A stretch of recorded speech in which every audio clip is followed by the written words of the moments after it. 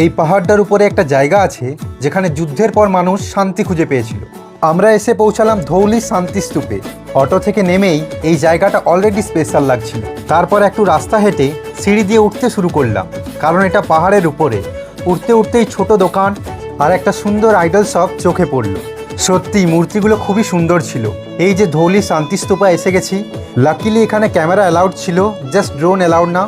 Main মন্দিরের সিঁড়িতে ওঠার আগেই বাম দিকে একটা ছোট্ট মন্দির দেখলাম। আউট অফ কিউরিওসিটি ভিতরে ঢুকে দেখলাম অনেকগুলো ছোট ছোট বুদ্ধা মূর্তি।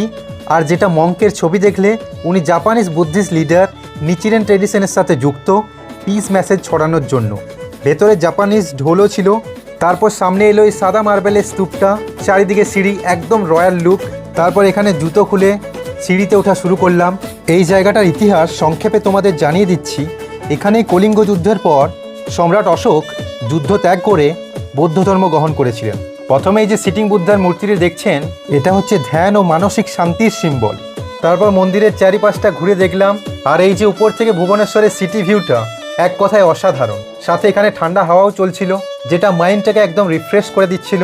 খুবই শান্তিপূর্ণ পরিবেশ এখানে।